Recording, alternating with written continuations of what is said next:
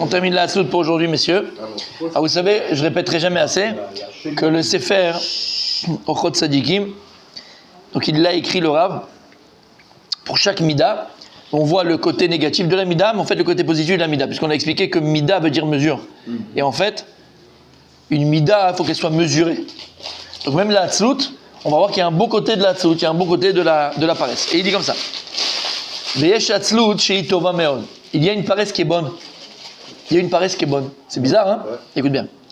Kegon, ayoshev ou mitatzel lasot raod irdov acharata avot. Quelqu'un qui est fainéant et paresseux de faire des averot. Il n'a pas la force. C'est beau. Ça existe, mon tzaddik. Regarde-le. Il sait de quoi on parle. Même lui, là, celui-là, regarde. Il n'a pas la force. C'est que même, il a dit, j'ai pas la force. Bon, tu viens avec nous en boîte ce soir, je dis, je fais checker. J'ai pas envie. Exactement. On va faire un massage chez les Chinoises, tu viens? Mais pas la force. Je suis crevé. Je suis crevé. Mais ça, c'est une belle Hatzlut, c'est une bonne fainéantise. Quelqu'un qui est fainéant peut faire la vérote. Quelqu'un qui est paresseux peut faire la vérote. Amrou à la dame. Shiratza melech leshalcho limakom sekana velo haba lalechet. Une fois, il y a un roi qui a voulu envoyer un de ses sujets. D'accord? C'est un roi très dangereux. Velo haba lalechet. Et lui, il ne voulait pas aller. Vecherpo amelech. Il s'est énervé contre lui, le roi. Azamar la melech. Alors il a dit au roi, il a répondu au roi, il a vu que le roi s'est énervé contre lui. Il lui a dit Mutav shedechraveni vani chai mishe titpalel badi vani met. Il a dit, je préfère que tu me cries, que je suis vivant et que tu pries pour que je meure. Ben, ça veut dire quoi? Ça veut dire que quand tu sais que c'est un makom sakana, c'est pas grave si tu as la flemme d'aller, c'est pas grave. Quand on parle de la mort ici, c'est chemichement, on parle de tabot c'est la mort. Quand quelqu'un il a des tabot, il a des. C'est pas la flemme, là, c'est la peur. Non, plus que ça. Non. Par flemme, il y va pas, d'accord? Par flemme, il y va pas, d'accord? Bon, au Hachem, il va pas à la mort, c'est la vérité, d'accord? Tout ce qui est, comment on appelle ça? Pulsion maléfique. Il y a un autre, non, ça c'était dans Harry Potter. Tous les vices, d'accord, tous les vices, Oui. que ce soit l'argent, le vice du jeu, le casino, toutes ces choses-là. Ouais. Le type va mettre son salaire, il va le mettre dans le jeu, il va le perdre, et après exactement, après il peut pas payer le loyer, après machin, on connaît comment ça marche à chimiquement. C'est horrible, c'est une catastrophe.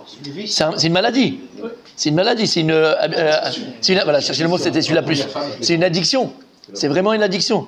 Je vais raconter l'anecdote une fois quand j'étais à Jérusalem. Je suis allé chez mes beaux-parents. Ils habitaient à Guillot. Il y avait la montée de Guillot à l'époque. Celui qui connaît la montée de Guillot. C'était pas la même route, c'était l'ancienne route.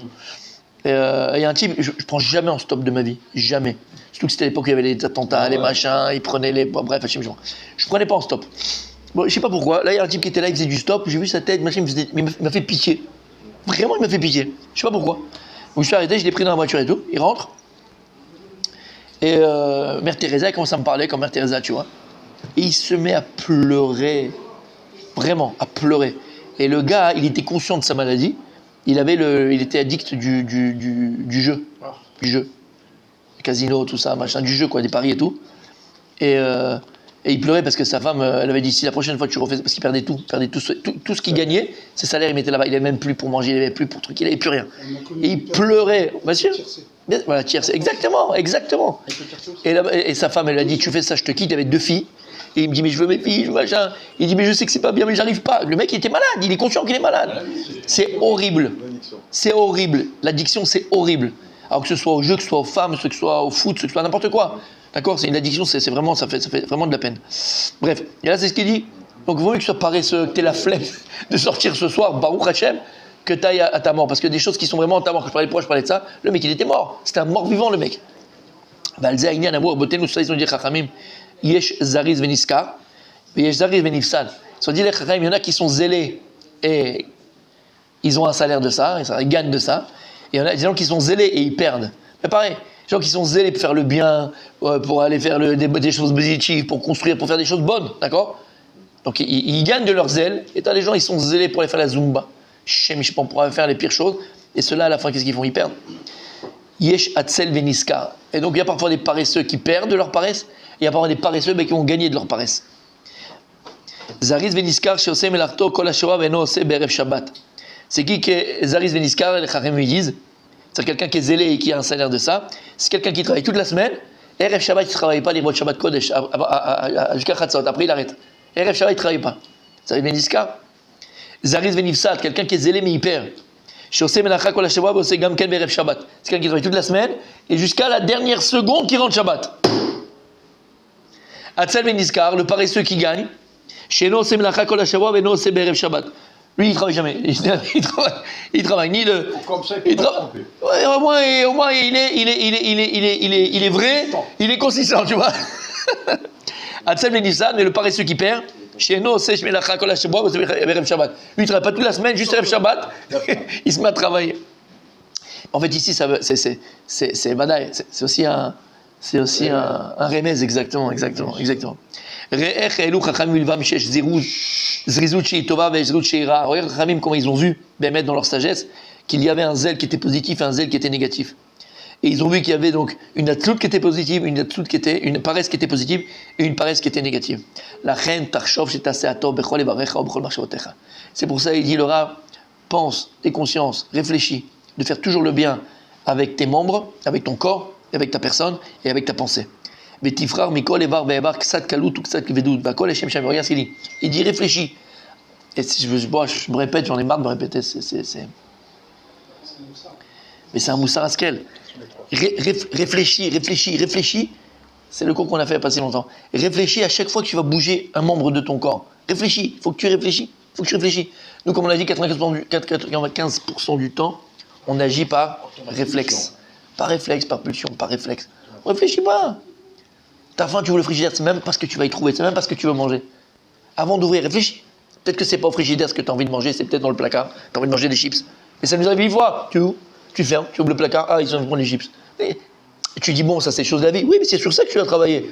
Sur des petites choses de la vie que tu dois travailler. J'ai vu de mes propres yeux, Baruch Hashem, des Gdolé Israël, le Rav Volbeux, Israël Shubracha. Il sortait, il descendait de sa voiture, j'ai dit 1000 fois cette anecdote. Tu voyais quelqu'un qui pensait ce qu'il faisait. L'ouverture de la voiture.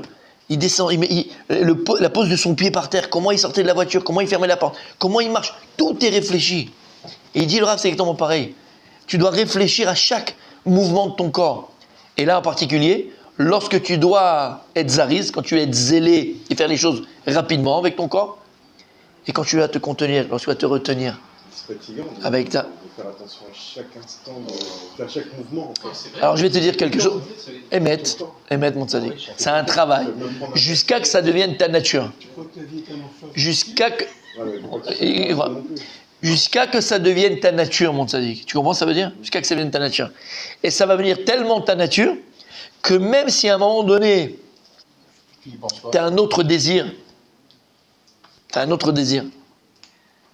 hormis celui que tu t'es habitué à avoir, que c'est ta volonté, comme on vient de dire, de réflexion dans tout ce que tu fais, tu verras que ton corps ne suivra pas.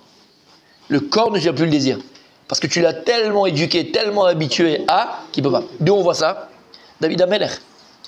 David Ameller, par 2 fois, va avoir l'occasion de tuer la personne qui veut le tuer.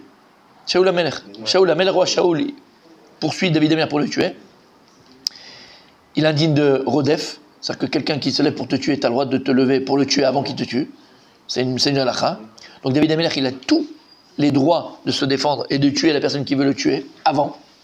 Ok? Parce que Shaoul Ameller, en fait, ce qui se passe, c'est pas normal, exactement. Une première fois, lorsqu'on connaît l'histoire, Shaoul Ameller, il est avec ses hommes, il cherche, il y a David Ameller. À un moment donné, il verse ses besoins. Il se met devant la grotte, il ne rentre pas dans la grotte, il se met devant la grotte. Alors, c'est pour ça qu'on n'a pas le droit de tuer les araignées, parce que les araignées, elles ont recouvert vite la grotte, pour ne pas montrer que quelqu'un était rentré dans la grotte. Il aurait vu quelqu'un rentrer dans la grotte, il se cache là-bas, il serait rentré, Shaoul.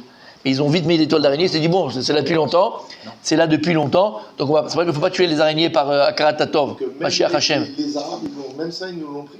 Ah, ça, ils l'ont pris pour Daoud. Je l'ai raconté justement à un rebeu quand j'étais en Chine, là, il m'a dit, mais non, mais c'est l'histoire de je ne sais plus quel prophète. Voilà, bah, c'est ça. Ah ouais, parce que c'est Daoud, c'est Daoud. C'est Daoud. Même ça, ils l'ont récupéré. Bon, pourquoi pas? Du plagiat. Pourquoi pas? Et donc, David Ameller, il est là. Il a tous les droits du monde de prendre son épée pour tuer. Et là, il y a Yoav, qui était le Sar Tzava de David Ameller, Yoav. Il lui dit, Rabbi, Mina Shamaim, tu vois bien que c'est Hachem qui la met devant toi, il a le dos tourné, coupe-lui la tête, c'est Mina Shamaim. David Amelech, il va pour mettre la main sur l'épée. La main, elle va pas sur l'épée. La main, il peut pas. La main, elle peut pas. Il reste bloqué. Elle reste bloquée. La main. Comment c'est possible? Et il dit non. Hachem ne veut pas que je fasse une chose pareille. C'est Mashiach Hachem. Dieu, il me donnera la royauté de manière normale, naturelle. Il a été loin. Il a été loin. C'est Mashiach Hachem. Comment c'est possible? Il s'est tellement habitué au Emet, à cette vérité, dans ses membres, que même les membres, même s'il a un désir maintenant de faire autre chose, que les membres ne peuvent pas faire à l'inverse que la vérité. Et une deuxième fois, comme tu as raconté, Le camp. où Shaoul Amelech, il est dans son camp, il est en train de dormir, et là, David Amelech, il vient avec Yoav, pareil, il rentre dans le camp, tout le monde dort, tout le monde est là, il dit, bon voilà, tu vois bien que c'est un miracle, tous les soldats dorment, tu peux rentrer, il est à la tête de Shaoul, il lui dit, vas-y, coupe-lui la tête. Pareil, la main, elle ne peut pas aller. Et donc, c'est ce que je te dis. À force de ça. Exactement. Il a pris son armure, il lui a dit, regarde, qui ça appartient, ça, j'étais là-bas. Et donc, c'est pareil. Il faut s'habituer en vérité. Plus on va s'habituer à ça, d'accord, à habituer notre corps et les membres de notre corps à faire ce qui est juste, ce qui est droit, ce qu'on doit faire. Et plus finalement, on va voir que, même s'il y a un désir qui viendra, essayer de nous. Ça vient de ta nature. Et il termine le Rav.